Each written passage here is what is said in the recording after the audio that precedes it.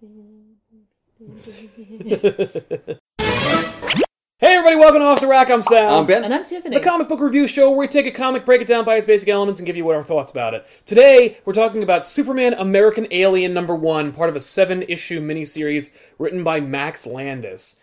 This issue is drawn by Nick Dragotta, but it won't always be, as each issue will take place over a different period in Clark Kent's life. Oh, I'm a little disappointed to hear that. Oh, snap. It's like some sane man. Exactly. So, what were our thoughts of Superman American Alien #1? For retelling the Superman origin story and how he is raised by the Kents, this was a lot of fun, and I'm on board with it. I was not expecting to like this. Me either. But I did. A lot. And it's a breath of fresh air. It's a welcome change to the familiar, to what we know about Clark. Yep. We've seen Clark be raised by the Kents a million times in a million different vantage points. This is another take. And I like Landis and Dracotta's ability to show, not tell. They give you things to see. They give you story points just through visuals and very minimal dialogue. There's a last page where you get every image of what the Kents are all about, where it's like all this stuff. It's just like a hodgepodge of it's an information dump, but in a beautiful page, and that really, for me, cemented it. I was like, I think I'm really liking this comic. Yeah. And then I got to that last page, and I'm like, yeah, I do. I can totally see two schools of thought on this comic. Mm-hmm. One of which being, what a welcome return to Superman, and others being, what a step back. Backwards. Yeah, exactly. So I think this book might have mixed reviews for certain people. I liked it a lot, but that's my Superman. Right. This is my Superman. Right. So, which is amazing because I understand we're not really going to get much Superman in this book. It's going to be about Clark.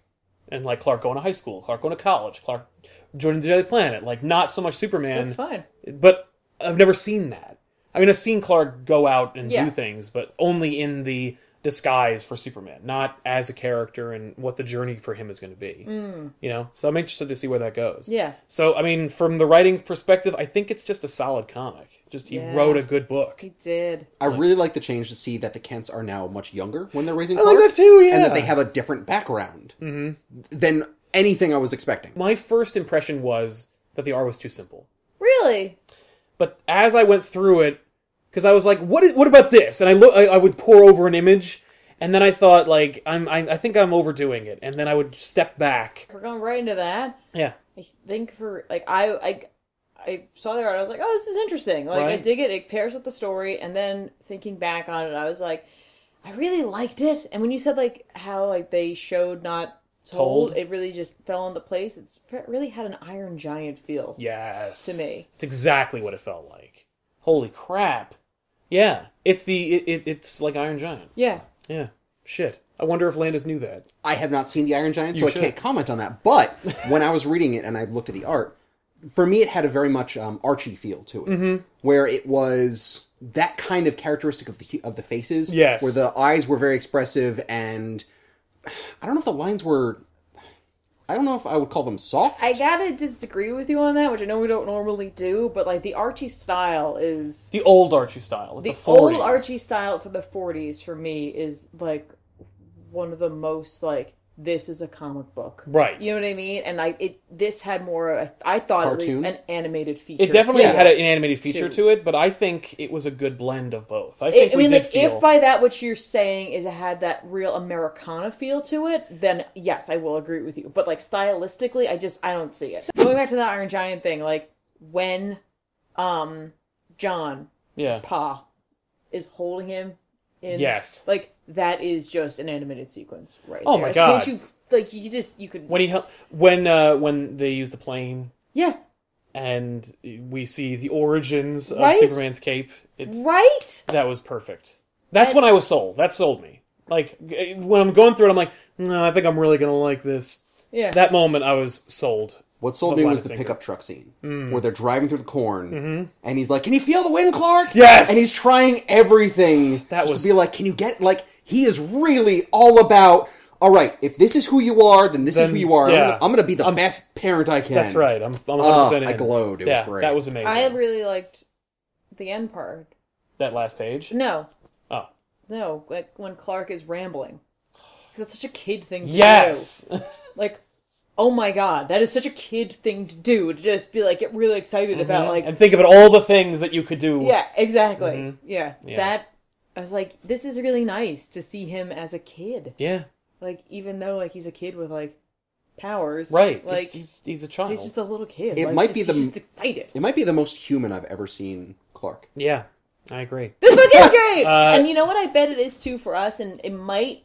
Some people might not feel it, necessarily, but Landis is a movie writer. Yes.